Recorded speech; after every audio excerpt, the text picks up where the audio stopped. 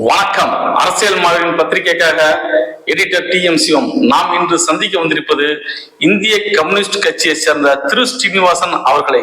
இவர் மிகப்பெரிய போராளி, கிட்டத்தட்ட 1972 மிகப்பெரிய போராளி. அவருடைய குற்றச்சாட்டு என்ன என்று அப்படியே கேட்போம்.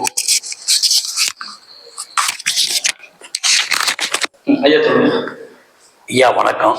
என் பேர் சீனிவாசன். எனக்கு சொந்த ஊர் ஸ்ரீவில்லிபுத்தூர். நான் 1978 இருந்து இந்திய கம்யூனிஸ்ட் கட்சியில் உறுப்பினராக இருக்கிறேன். அதோடு மட்டும் இல்லாமல் இந்திய கம்யூனிஸ்ட் கட்சியினுடைய ஸ்ரீவில்லிபுத்தூர் நகர செயலாளராக பணியாற்றியிருக்கேன். அதனுடைய இளைஞர் அமைப்பான AIYFல தாலுகா செயலாளர், இப்படி பல பொறுப்புகளை மாவட்ட லெவலில் பதவிகளை வகுத்து வந்து நல்லா பணியாற்றி முழு நேரமும் கட்சி உறுப்பினராகவும் கட்சி ஊழியராகவும் முன்னணி ஊழியராக நான் பணியாற்றி பல போராட்டங்களையும் பங்கெடுத்திருக்கேன்.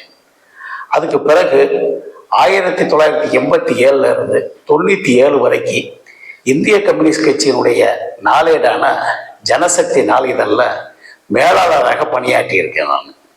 அதற்கு பிறகும் இந்திய கம்யூனிஸ்ட் கட்சியினுடைய பல்வேறு போராட்டங்களில் பங்கெடுத்து எல்லா விதமான பணிகளையும் நான் செய்திருக்கிறேன். நான் எங்கள் குடும்பத்திலேயே முதல்ல எங்கள் அப்பா கம்யூனிஸ்ட்டு, எங்கள் அண்ணன் கம்யூனிஸ்ட்டு, எங்கள் குடும்பமே கம்யூனிஸ்ட்டு, இந்த மாதிரிலாம் இருந்திருக்கிறோம். இப்படி இருக்கக்கூடிய சில நேரங்களில் இன்னைக்கு வரைக்கும் நான் கம்யூனிஸ்ட் கட்சியினுடைய உறுப்பினராக தான் இருக்கிறேன். நான் கடந்த ஒரு 4 வருஷத்துக்கு முன்னாடி எங்கள் கட்சியிலேயே இருக்கக்கூடிய ஒருத்தர், அவர் பேர் SK சிவான்னு பேர். அவர் என்னன்னா ஒடுக்கப்பட்ட ஒரு வாழ்வுரிமை இயக்கத்திற்கு மாநில செயலாளர்ங்கிற பேரில் இங்கே இருந்தார். அவர் திடீர்னு எங்கள் இடம் ஒன்று இருந்துச்சு, அதை விற்று கொடுக்கறதுக்காக நான் அவரை அணுகியிருந்தேன். அதுக்காக ஒரு பார்ட்டியை அவர் நேரம் அழைச்சிட்டு வந்தார். அந்த இடத்த விற்று கொடுத்ததுக்காக அவருக்கு கமிஷனாக ஒரு 4 லட்சம் ரூபாயும் தனியாக கொடுத்தாச்சு. அதுக்கு பிறகு திடீர்னு இந்திய கம்யூனிஸ்ட் கட்சியுடைய மாவட்ட செயலாளர் தேர்தல்கள்லாம் நடக்குது. அவர் அந்த தென் சென்னை மாவட்டத்துக்கு இந்திய கம்யூனிஸ்ட் கட்சியினுடைய செயலாளராக ஆயிடுறாரு. ஆனதுக்கு பிறகு இவர் ஒரு நாள் என்னை அணுகி, தோழரே வணக்கம், அந்த மாதிரி நான் புதுசாக கம்யூனிஸ்ட் கட்சியில் மாவட்ட செயலாளர் ஆகியிருக்கேன், அந்த அலுவலகத்தில் சில பணிகள் எல்லாம் மேற்கொள்ள வேண்டியிருக்கு, எங்கேயாவது ஒரு 5 லட்சம் ரூபாய் நீங்கள் எனக்கு கடனாக வாங்கி கொடுத்தீங்கன்னா நான் ஒரு 3 மாதத்துல கொடுத்துட்றேன். அந்த அலுவலகத்துக்கு கீழே இருக்கக்கூடிய ஒரு கடையிலேருந்து அட்வான்ஸ் வர வேண்டியது இருக்கு, வாங்கி தர்றேன்னு சொல்லி சொன்னார்.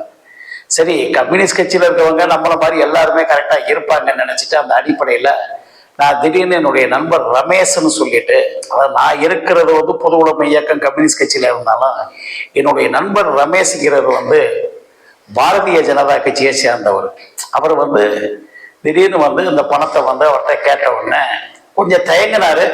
இருந்தாலும் நான் நண்பன் அப்படிங்கிற முறைக்காக அவர் என்ன பண்ணிட்டாருன்னு எனக்கு அந்த பணத்தை எனக்கு அனுப்புனாரு. இவரை நான் இருக்கக்கூடிய ஊர் வாலாஜாப்பேட்டையில் இருக்கிறேன். நான் அங்கே இந்த SK சிவாவை வர சொல்லி நான் இந்த 5 லட்சம் ரூபாயை டிராப் பண்ணி அவர் கையில் கொடுக்குறப்போ எந்த விதமான எழுத்துப்பூர்வமான ரெக்கார்டு அவர்கிட்ட எழுதி வாங்கலை. ஏன்னா நம்பிக்கை, எங்கள் தோழர்கள் கரெக்டாக இருப்பாங்கிற நம்பிக்கையில் இதை நான் எழுதி வாங்கலை. நான் எழுதி வாங்காமல் கூட இந்த 5 லட்சம் ரூபாயை நான் கொடுத்துட்டேன். 5 லட்சத்தை கொடுத்த உடனே 3 மாதத்துல இந்த பணத்தை கொடுக்குறேன்னாரு. மாதங்கள் 3 ஆச்சு கொடுக்கல, 4 ஆச்சு கொடுக்கல. இவருக்கு பல செல்பேசிகள் அழைப்பு கொடுத்தேன், ஒன்றும் ஒரு பதிலே இல்லை. அதுக்கு பிறகு நான் இவரை தேடி நேரடியாக தென் சென்னை மாவட்ட கட்சி அலுவலகம் அசோக் பில்லர்கிட்ட இருக்கு, அங்கே நேரடியாக போகிறேன், கேட்குறேன், இந்தா கொடுத்துட்றேன், அந்தா கொடுத்துட்றேன், நான் அங்கே வசூலுக்கு போகணும், இங்கே வசூலுக்கு போகணும் அப்படி ஏமாத்திக்கிட்டே இருந்தார். இப்படியே 1 ஆண்டு காலம் போனவொடனே என்னால் வட்டி கட்ட முடியலை. ஒரு நாள் என்ன ஆயிடுச்சுன்னா, என்னுடைய நண்பர் ரமேஷ் கூட அவர் கையில இருந்து கொடுக்கல, அவர் யாரும் ஒரு வட்டி கொடுக்கக்கூடிய பார்ட்டிகிட்ட வாங்கி கொடுத்தாரு. அந்த பார்ட்டி என்ன பண்ணிட்டாருன்னு என்னை காலையில கூட்டு போய் காலையில உட்கார வச்சவங்க சாயந்தரம் வரைக்கும் என்னை வெளியே விடவே இல்லை. முதல்ல பணத்தை வச்சுட்டு வேற வேலையை பாருங்கிறாங்க. என்ன பண்றதுன்னு தெரியல. அதுக்கு பிறகு விட்டு நீ ஒழுங்கா நீ வட்டியை கட்டிட்டு கூடிய சீக்கிரத்துல நீ கடன் அடைக்கிறதுக்கு உண்டான வழியை பாருன்னாரு. நான் வேற வழி இல்லாமல் கட்சியினுடைய தலைமையை நான் அணுக போறேன்னுட்டு எங்க கட்சியில இந்திய கம்யூனிஸ்ட் கட்சியினுடைய விருதுநகர் முன்னாள் மாவட்ட செயலாளராக இருந்தவர், முன்னாள் சட்டப்பேரவை உறுப்பினர் திரு ராமசாமிங்கிறவர் தான் என்னுடைய அரசியலுக்கெல்லாம் அப்புறம் ஒரு ஆசான். அவர்கிட்ட நடந்த விஷயத்தை தெரிவித்தேன். நான் வேணா கேட்குறேன்னு சொல்லி சொன்னார். ஆனால் அதுக்கு பிறகு நான் நேரடியாக இந்திய கம்யூனிஸ்ட் கட்சியுடைய மாநில செயலாளர் தோழர் முத்தரசன் அவர்களை நேரடியாக சந்தித்து நடந்த விஷயத்தெல்லாம் சொன்னேன். நான் அவர் அப்படியா அப்படியான்னு எல்லாம் கேட்டுக்கிட்டாரு. கேட்டுக்கிட்டு பாப்பா அப்போ வந்து நாடாளுமன்ற தேர்தல் வரப்போகுது. சரி தேர்தல் முடியட்டும், முடிஞ்ச உடனே வாங்கி தருவாங்கன்னு இருந்தேன் நான். தேர்தல் முடிஞ்சது கொஞ்ச நாள் காலங்கள் ஆச்சு, எந்த விதமான பதிலும் இல்லை. அதுக்கு பிறகு நான் இந்திய கம்யூனிஸ்ட் கட்சியினுடைய தலைமை செயற்குழுல ஒரு 10-11 பேர் உறுப்பினர்களாக இருக்கிறாங்க. அத்தனை பேருக்கு நான் ஒரு கடிதம் அனுப்புனேன். நான் இந்த மாதிரி இவர் தர வேண்டியது இருக்குங்க, தயவு செய்து இதை வாங்கி கொடுங்க, என்னால் வட்டி கட்ட முடியலை அப்படிங்கிற விஷயத்த நான் சொன்னேன். நான் என்ன சரி கேட்குறோம் சொன்னாங்களே தவிர எந்த விதமான ரெஸ்பான்ஸ் இல்லை. இப்படியே நான் ஒரு 3-4 கடிதங்கள் அனுப்பினேன். நான் அதுக்கு எந்த பதிலும் இல்லை. அதுக்கு பிறகு இந்த எஸ்கே சிவாங்கிறவர் இவர் 40 கடிதம் எழுதுனாலும் என்கிட்ட இருந்து எதையும் வாங்க முடியாது, என்னை பத்தி உங்களுக்கு தெரியாதுங்கிற மாதிரி வெளியில தெரிஞ்ச நண்பர்கள் அத்தனை பேட்டையும் ரொம்ப எகத்தாளமா பேசிக்கிட்டு இருந்தார். அதுக்கு பிறகு இந்த இந்திய கம்யூனிஸ்ட் கட்சிக்கு செயற்குழுக்கு அடுத்தபடியாக நிர்வாக குழு இருக்கிறாங்க, ஒரு குறிப்பிட்ட மெம்பர்கள் ஒரு 30 பேர். இவங்க அத்தனை பேருக்குமே நான் வந்து அந்த நிர்வாக குழு உறுப்பினர்களுக்கு கடிதங்கள் அனுப்புறேன். நான் ஒரு தடவை நானே நேரடியாக இந்த கட்சியினுடைய செயற்குழு, நிர்வாக குழு, மாநில குழு கூடக்கூடிய கோபிச்செட்டிப்பாளையத்தில் வச்சு நடந்தப்ப நேரடியா போய் அங்கேயே போய் எல்லாத்தையும் சொல்லிட்டு வர்றேன் நான். அப்ப கட்சியினுடைய மாநில துணை செயலாளர் என்ன சொன்னாரு, அடுத்த கூட்டத்தில் இதை பத்தி விவாதிப்போம் அப்படின்னாங்க. அதுக்கு பிறகு வருஷங்கள் போச்சு, ஒரு வருஷம் இப்ப முடிய போகுது.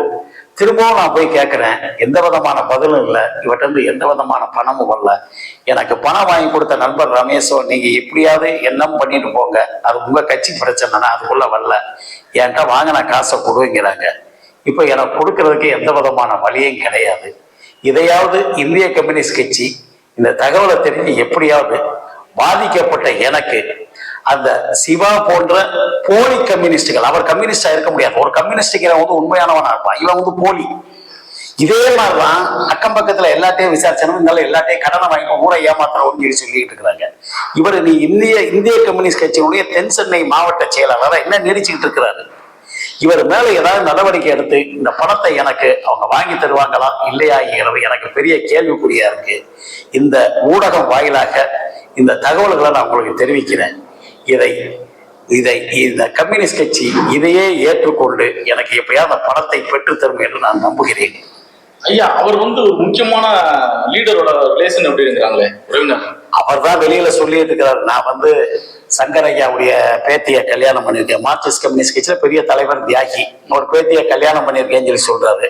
இவர் எல்லாம் ஆன ஒண்ணு இப்போ ஒரு ஐயா தலைவர் நல்ல கண்ணு கூட சேர்ந்து நான் வசூலுக்கு போனேன். அவர் பாவம், இவர் அவரை காரணம் சொல்லிக்கிட்டு இந்த மாதிரி வெளியில அத்தனை பேர் ஒரு போக்கஸ் தான் பண்ணிக்கிட்டு இருக்கிறாரு தவிர இவர் வந்து யாருக்கு ரிலேஷனும் கிடையாது, ஒண்ணும் கிடையாது. வெளியில அந்த மாதிரி ஒரு தோற்றத்தை, ஒரு போலி பிம்பத்தை உருவாக்கிட்டு இருக்கிறார். ஓ சரி ஐயா, இதை பற்றி மீண்டும் பேசுவோம், தொடர்ந்து பேசுவோம். நன்றி.